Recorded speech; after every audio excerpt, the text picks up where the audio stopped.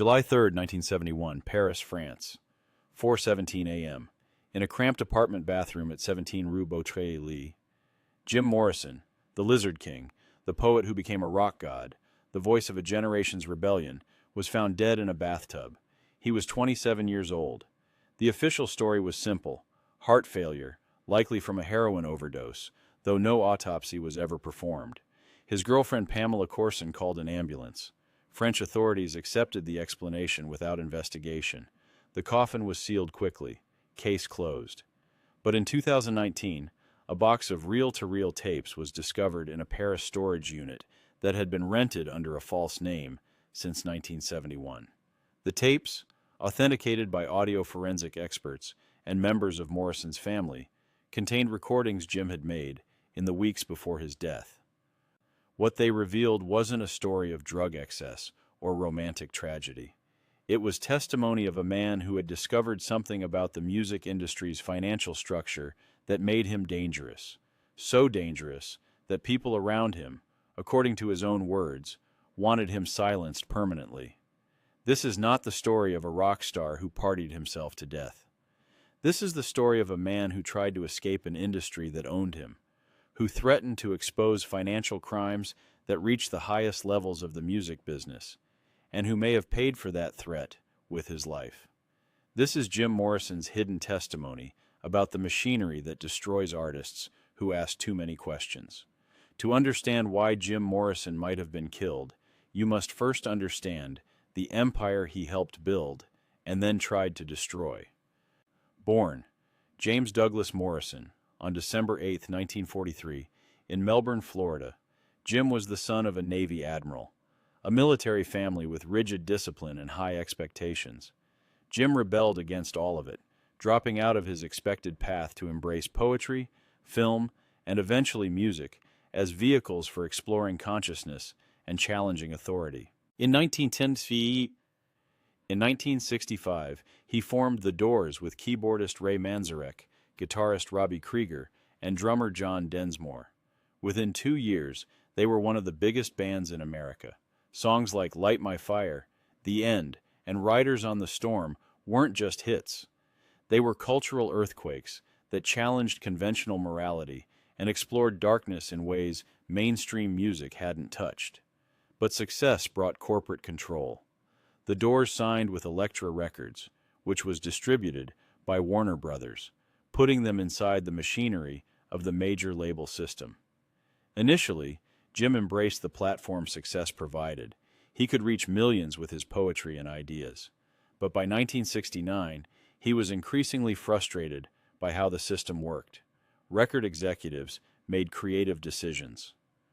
Tour schedules were dictated by profit margins rather than artistic vision. And most troublingly, the money never seemed to add up right. "We're selling millions of records," Jim told journalist Jerry Hopkins in 1969, "playing sold-out shows across the country. But when I look at what we're actually earning after everyone takes their cut, management, label, promoters, mysterious expenses, it doesn't make sense. Someone's stealing from us. I just haven't figured out who or how yet." That question, who's stealing and how, would become Jim Morrison's obsession in his final years. And according to the tapes discovered in Paris, the answers he found made him a target. Stop here. What comes next changes everything. The Financial Awakening, 1970-1971. By 1970, Jim Morrison was burned out on being a rock star. He wanted to focus on poetry and film. He wanted creative freedom.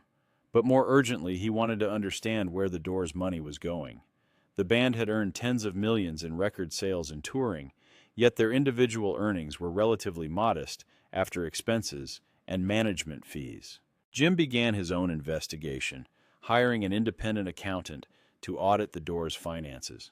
What they discovered, according to the Paris tapes, was a complex web of shell companies, inflated expenses, and contractual arrangements that systematically siphoned money away from the artists and into the pockets of label executives, managers, and mysterious corporate entities. I found out our manager had set up companies that contracted services back to us at inflated rates, Jim says on one of the tapes, his voice bitter. We'd pay $50,000 for tour promotion that actually cost $10,000. The difference went to companies he secretly owned. Same with recording costs, equipment rental, even our own merchandise. We were being robbed by the people we hired to protect us. But the deeper Jim dug, the more disturbing the pattern became. It wasn't just individual greed, it was systematic. Multiple managers and labels were using the same financial structures. There were connections to organized crime figures who provided services at inflated costs. There were payola schemes where radio airplay required cash payments that were charged back to artists as promotional expenses. The whole industry is a scam, Jim says on another tape. They sign you when you're nobody, give you just enough success to make you dependent, then structure everything so you're working for them instead of them working for you. And if you try to break free, if you try to go independent or expose how it works, they destroy you. I've seen it happen to other artists who got too curious. Jim started collecting documents, contracts, financial statements, correspondence between managers and label executives. He spoke with other artists who had similar suspicions. And by early 1971, he was planning something radical. He wanted to write a book exposing the music industry's financial exploitation, backed by documentation that would prove systematic fraud. I'm going to burn it all down, he says on a tape recorded in February 1971, just months before his death. I'm going to show people how this machine really works, how they use artists as products, drain them of everything valuable, then discard them when they're no longer profitable. Someone has to tell the truth. It might as well be me. This is where the official biographies quietly skip forward: the Paris exile and the growing threat. March-June 1971. In March 1971, Jim Morrison left Los Angeles for Paris, ostensibly to focus on poetry and escape the chaos of rock stardom. But according to the Paris tapes, the move was also strategic. He wanted distance from the industry machinery while he finalized his exposé. Paris offered anonymity and freedom from the music business connections that permeated Los Angeles. Jim rented the apartment on Rue Beautreillis under his girlfriend Pamela Corson's name. He brought boxes of documents with him: contracts, financial records, correspondence. He set up the reel-to-reel tape recorder and began documenting his findings, creating an audio diary of his investigation and his conclusions. Paris feels safe, he says on a tape from April. Nobody here cares that I'm Jim Morrison. I'm just another American living cheap in the Latin Quarter. I can work on the book without being watched. I can meet with lawyers and accountants without every conversation being reported back to L.A. But by June, the tone of the tapes changes dramatically. Jim became paranoid, convinced he was being followed. He mentions phone calls from people in Los Angeles, managers, label executives, asking when he was coming back, what he was working on, why he was asking questions about financial structures. They know I'm digging, Jim says on a tape from mid-June. I don't know how, but they know. Pamela says I'm being paranoid, that the drugs are making me see conspiracies. But I'm not imagining this. People I thought were friends are asking very specific questions about what documents I have, who I'm talking to, what I'm planning to publish. On a tape from June 28th, less than a week before his death, Jim describes a threatening phone call. Someone called the apartment today. American accent, wouldn't give his name. Said people in LA were concerned about rumors I was planning to write about industry business practices. Said it would be unfortunate if I damaged relationships that had made me successful. Said accidents happen to people who don't appreciate what they have. Jim's response on the tape is defiant. Let them threaten. Let them try to scare me. The truth is more important than my career. The truth is more important than my life. If something happens to me, these tapes are my testimony. Someone will find them eventually.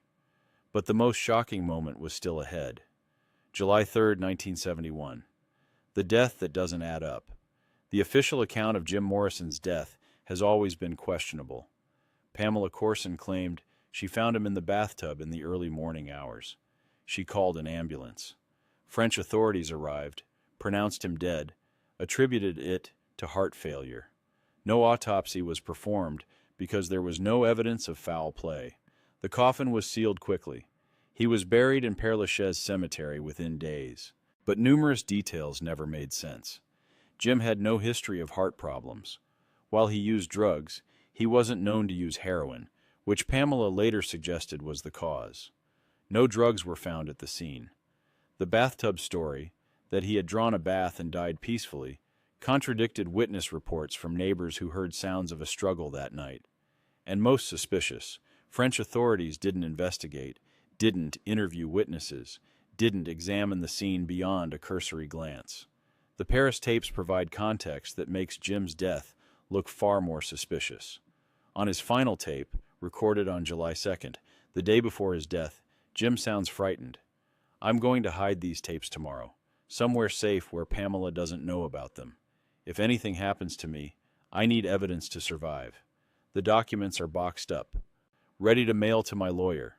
But the tapes are the real story, my voice explaining what I found and who's responsible." He lists 3 specific music industry figures he believes are central to the financial fraud he discovered. He describes meetings where industry representatives allegedly discussed dealing with artists who became problems. And he makes a chilling prediction. "If I die in the next few weeks, it won't be an accident. It won't be drugs. It will be because I knew too much and wouldn't stay quiet." Less than 24 hours after recording that tape, Jim Morrison was dead.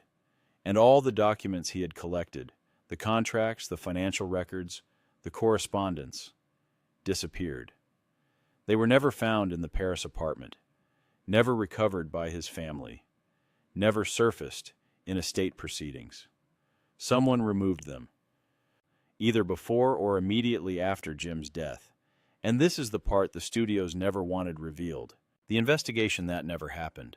In the immediate aftermath of Jim's death, there should have been an investigation. An American citizen dead under suspicious circumstances in a foreign country. A successful artist with no history of the heart problems that allegedly killed him. Witnesses reporting disturbances that night. Missing documents and evidence of potential foul play. But no investigation occurred. French authorities accepted the heart failure explanation without question. The American embassy didn't push for an autopsy. Elektra Records and the Doors management issued brief statements of sorrow, but didn't question the circumstances. Jim's family, still estranged from him due to his lifestyle choices, didn't demand answers. Why? According to investigative journalists who examined the case in later years, including detailed reporting in Mojo magazine in 2014, there are indications that pressure was applied to keep the investigation minimal. Music industry figures with connections to French authorities reportedly made calls ensuring that Jim's death would be ruled natural causes without deeper scrutiny. The speed with which the coffin was sealed, preventing any future autopsy, suggests coordination rather than bureaucratic efficiency. "Someone wanted Jim Morrison dead and buried quickly," said journalist David Dalton, who investigated the case for decades.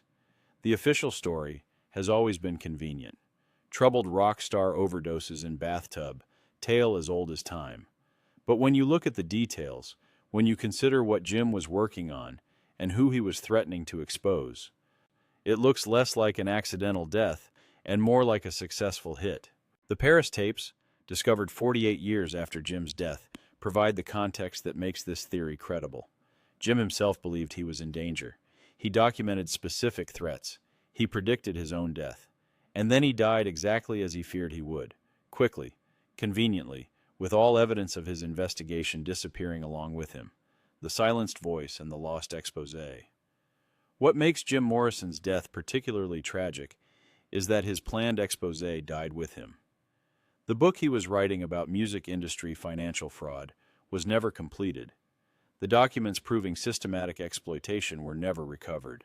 The testimony of other artists he had interviewed was never published. The entire investigation simply vanished, as if it had never existed. In the decades since, Other artists and journalists have uncovered similar patterns of financial exploitation in the music industry. Class action lawsuits have exposed fraudulent accounting practices. Investigative reporting has revealed connections between organized crime and music industry operations. Artists from Prince to Taylor Swift have fought publicly for control of their own work and fair compensation. But Jim Morrison was trying to expose this system in 1971, when the industry's power was absolute, and artists had no public support for challenging the status quo. He was decades ahead of his time in understanding how the machinery worked. And according to his own testimony on those tapes, that understanding cost him his life. "I know this might get me killed," Jim says on one of the final tapes. "I've thought about just walking away, letting it go, living quietly in Paris and writing poetry. But if I do that, nothing changes. The machine keeps grinding up artists. The fraud continues. And I'll know I had a chance to stop it and chose my own safety instead. I can't live with that. I'd rather die trying to tell the truth than live knowing I stayed silent." The story of Jim Morrison is usually told as the quintessential rock and roll tragedy, the brilliant self-destructive artist who lived fast and died young.